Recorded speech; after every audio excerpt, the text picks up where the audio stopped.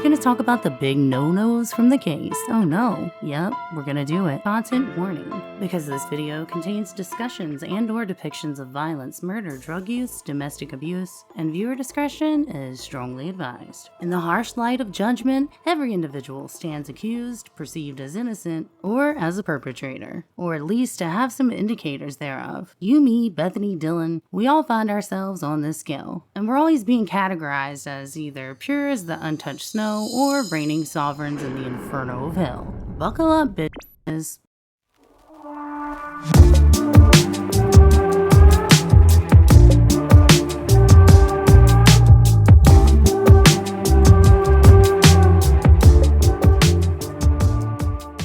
So as soon as the Moscow City Police Department sets up a contract with the University of Idaho, they use the 2015 funding to expand the campus division's scope of law enforcement. We're talking 3 annual emphasis patrols, 3 operations campus officers, and a narcotics detective. And $1 million by $1 million, the university forms a bond with the police department. A campus division officer that you'll be well acquainted with who recently retired is Officer Casey Green, and he's been making headlines concerning the plainclothes operations that happen on the campus, with the students bitching about the haphazard way that these alcohol laws are enforced and the way that citations are handed out. Another officer you'll be well familiar with from not only the case, but also the so-called noise complaints to King Road. Officer Blaker, Sergeant Blaker, Detective Blaker. I don't like judging people by looks, and I want to say, you guys ain't shit for that. Maybe homeboy is a big teddy bear.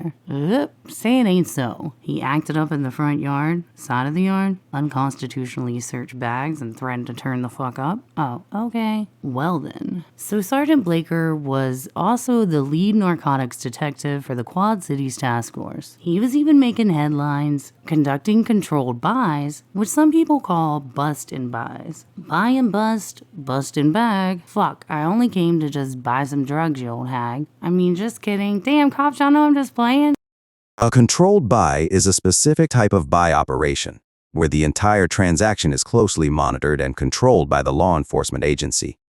This typically involves an informant or undercover officer purchasing drugs from a suspect under the direct supervision of law enforcement officers. The purpose of a controlled buy is to gather evidence while minimizing risk. A sting operation is a deceptive tactic used by law enforcement to catch a person committing a crime. This usually involves an undercover agent or informant who poses as someone interested in buying illegal goods or services. Sting operations are often used to tackle various types of crimes such as drug dealing, prostitution, illegal gambling, and more. The terms buy, controlled buy, and bust can all be components of a sting operation.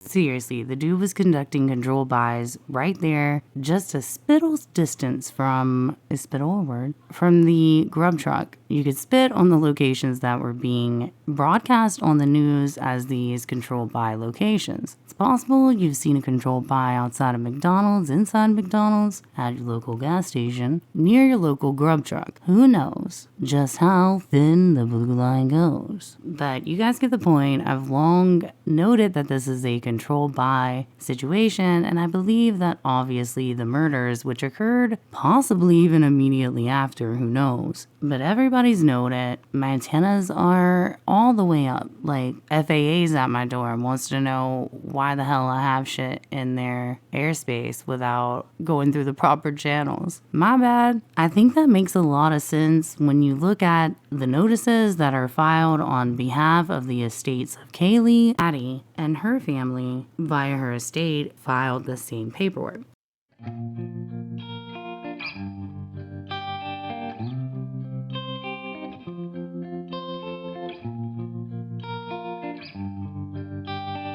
I want to see this guy die.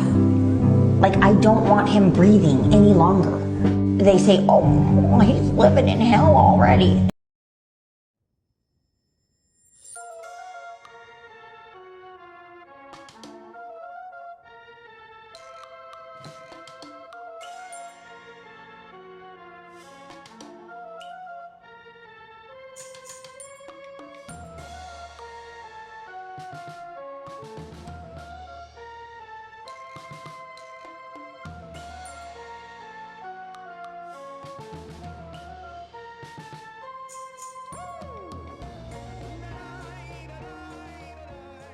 Detectives from the Quad Cities Drug Task Force identified suspects believed to be trafficking fentanyl pills in the Lewiston-Clarkston area.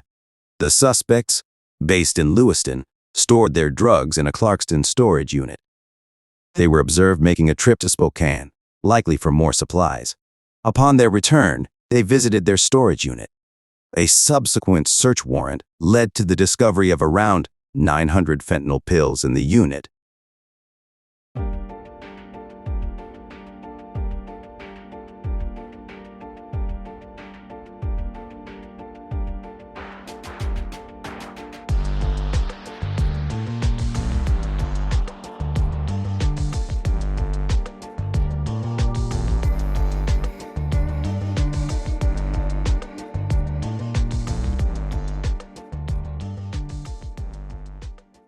Idiotic comments. You really think the FBI was gonna collude with MPD? Like, hey, the FBI, yeah, I don't know, I have to be the one to relay this news flash, but every single alphabet agency has problems of its own with the DOJ, with the Inspector General, and so on and so forth. And this is like a common misconception about how police steps work anyway, because the guys working in the resident agencies for the FBI anywhere near the Moscow area, or Post Falls, or Coeur d'Alene, or Boise, I always think about Brie Van de Kam when I say Boise, Desperate Housewives reference.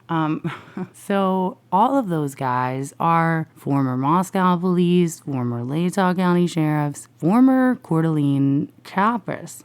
It's a network, and a lot of the jobs that the FBI considers for, they obviously like to reference your years and years of police work, and they love it when you love their homeboys, or, as is the norm with the boys club. And actually, most of the jurisdictions that I have, like, actual personal experience with, and I don't just mean in the way that, like, I've studied Idaho or Moscow, I mean, like, actual advocacy, actual paralegal work in those jurisdictions, and they require police officers from any municipal or city police station to work for the city for a certain amount of years before you're even eligible to work for the sheriffs. So certainly working your way up and out is a thing. And even besides that, like I always say, it only takes one dirty, shitty cop, and trust me, there's always more than one, unfortunately. But if we're talking planet DNA, they're gonna hand over, like, the planet DNA. And sometimes people are, like, conjecturing, like, so you don't think it's this DNA on the sheath? Like, no, bro, like,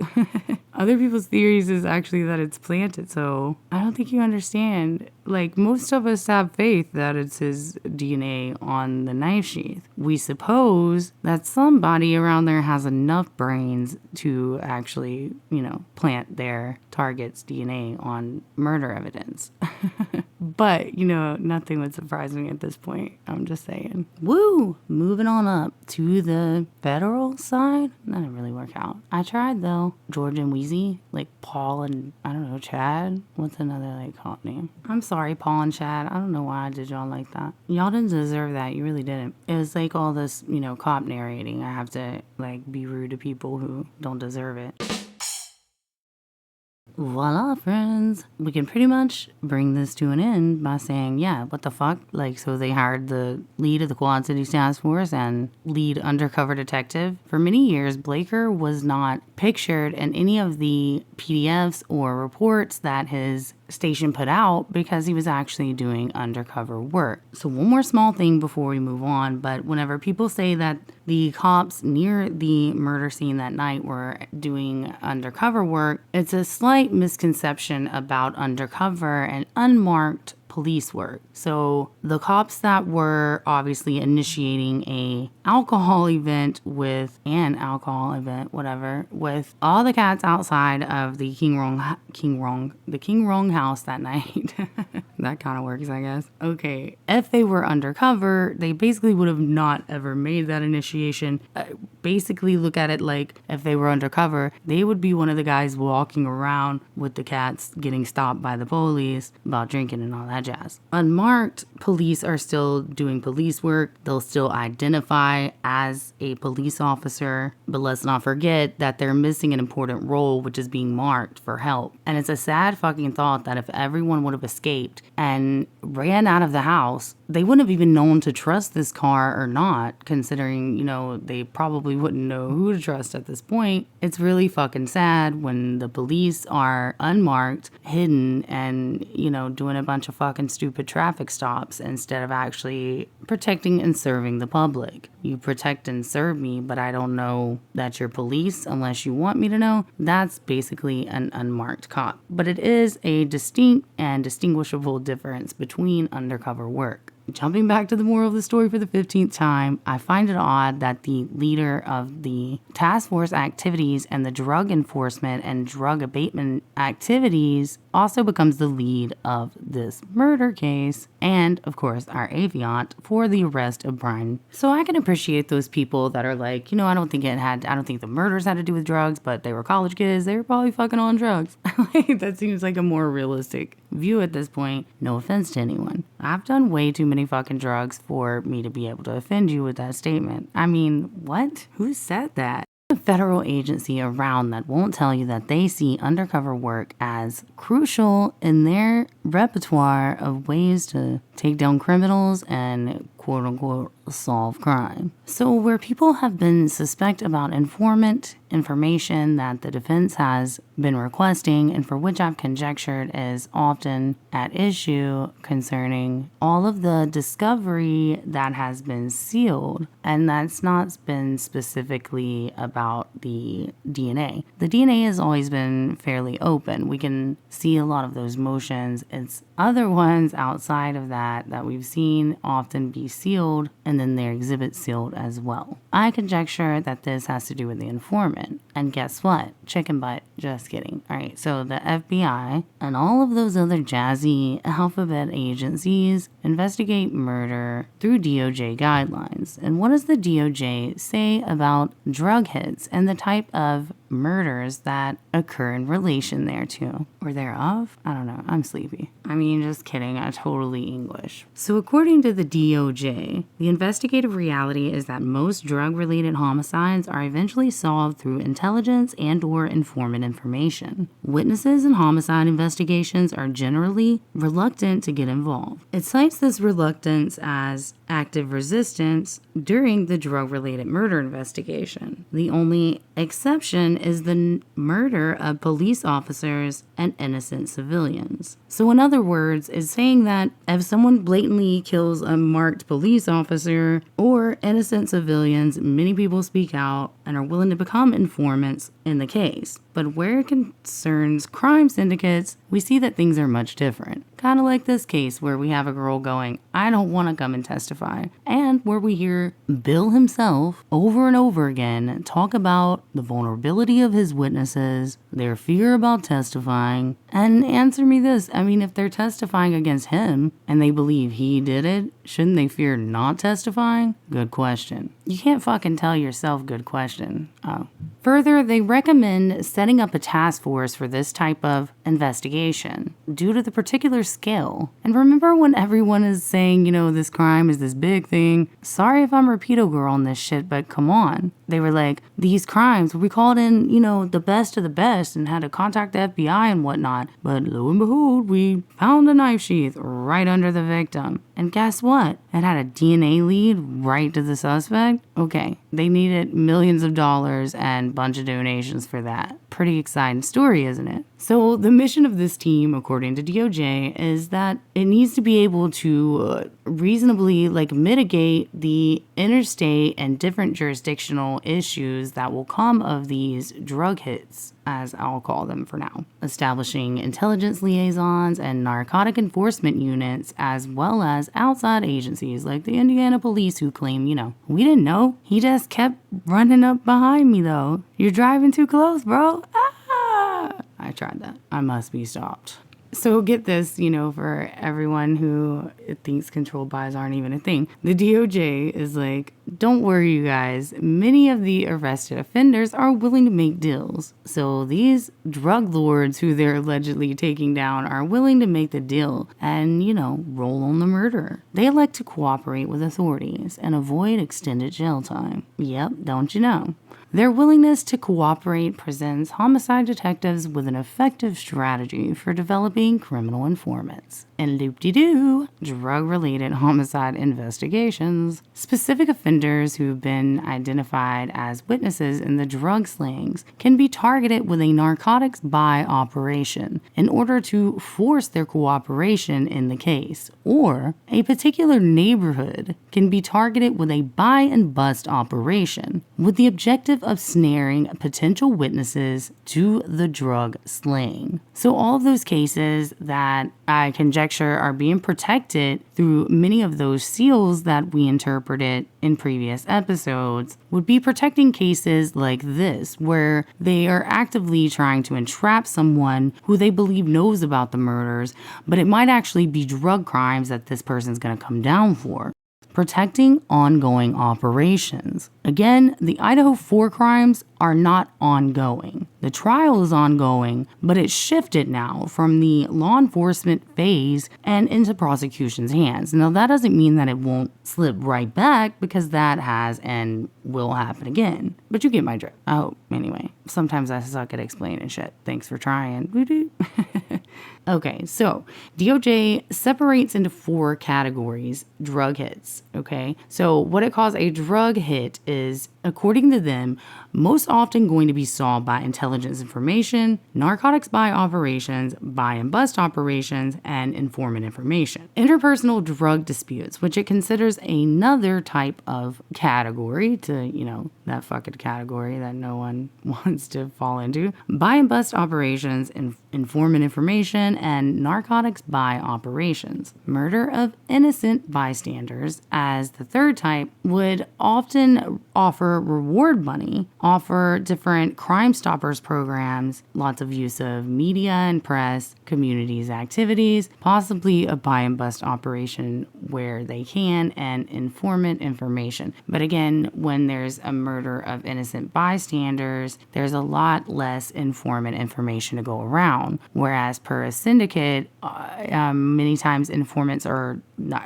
literally the only evidence that cops are able to obtain about particular syndicates come from the testimony of people who have been criminals inside of them. It's some bitch ass shit, but that's the way it works.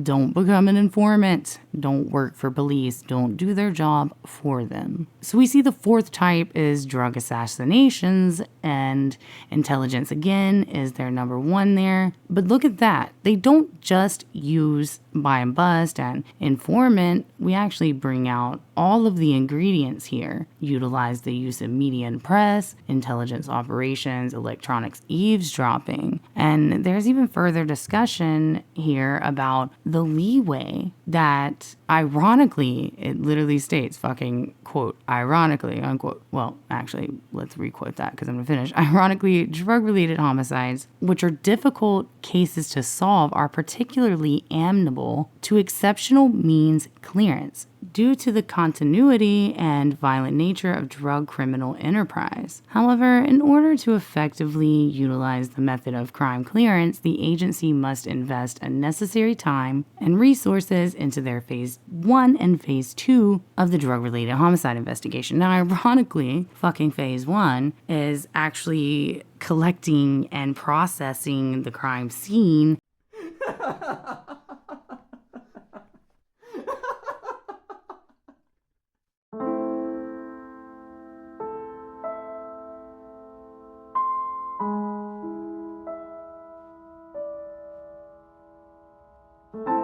Keeping information close to your chest.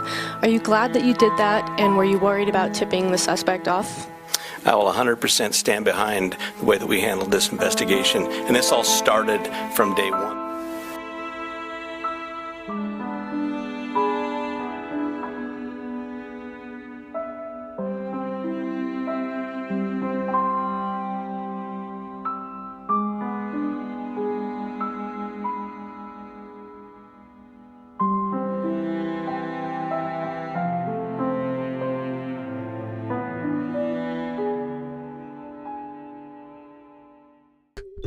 oblivious to their potential significance.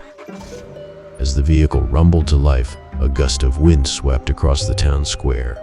A cloud of dust, carrying the micro-thin artifacts, rose from the mattresses and dispersed into the wind, lost to the world forever. The Moscow City Police Department's press release stated that they seized 3 dumpsters related to the crime. However, it did not clarify why the trash bins were not removed from the road to prevent them from being picked up in the first place, despite having 59 officers assigned to the case.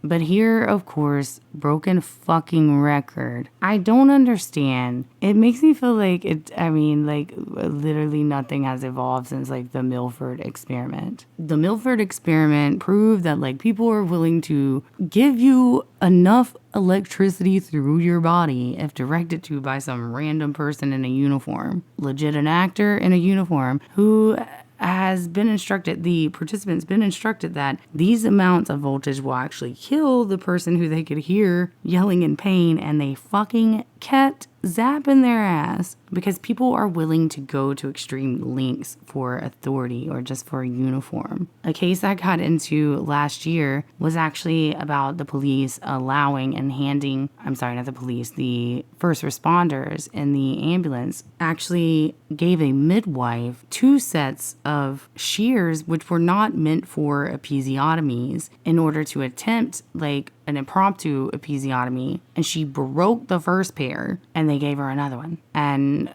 dudes are like later forced to testify in the case, and they're like, we didn't know who she was. We thought she was a nurse. But yeah, I mean, the amount of corruption here, it makes you feel like we haven't come very far at all. Because how in the fuck is it not just 10,000 more times logical to see that I'm just gonna say, like, it's almost impossible for me to believe that raising this as an incompetence issue is even possible. Because I'm not even being fucking dramatic. I'm not sure that level of incompetence exists. Like, Keystone would have done a better job than this. So speaking of doing controlled buys and operations in the area, one of the areas that Koberger drove to prior to allegedly being near Moscow, or at least picking up the same tower as would give coverage to the King Road house, he drives to Clarkston. And Clarkston this year had a bust around the anniversary of the crimes. And guess what? It had a large bust that made headlines. I want to say it was like within a week, but I'm not looking at it right now. But pretty damn close.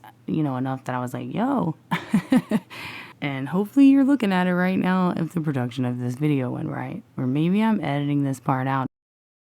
More on the categorization by the Department of Justice, what they call number 1 is drug hits. Premeditated murders intended to eliminate competition to enforce control over members of cartel or drug groups are drug hits. Or a drug hit victim may also be murder because he provided information to police authorities. Okay, so all informant deaths are considered drug hits to the DOJ. The victim may have been murdered because he provided information or was a potential witness in a drug prosecution and was considered a risk to the group. And in that first category falls those who are involved in potential ripoffs leading to their death, basically an armed robbery, if you will. Number 2, interpersonal drug disputes, homicides that occur spontaneously, usually without any premeditation. These often result due to the interpersonal drug disputes between one party and another with no particular planning, so otherwise sort of like a crime of passion within the crime syndicate or group. Now, number 3, they categorize as murder of innocent bystanders. Drug-related homicides also include the murder of innocent civilians and bystanders, including those caught in shooting crossfire or hit by random shots fired between rival gangs or participants. The number of civilian casualties, especially within the inner cities, dramatically increases. Now, number 4, we've actually conjectured a lot about, which is a drug assassination. Premeditated murders directed towards government officials, law enforcement personnel, or against civilians are considered drug assassinations. Drug assassinations. Such attacks are actually a form of terrorism and are intended to discourage active drug enforcement policies and to create the impression that the drug groups or cartels are as powerful as the authorities. Yes, you and your authorities are powerful to be sure, but you are not all powerful.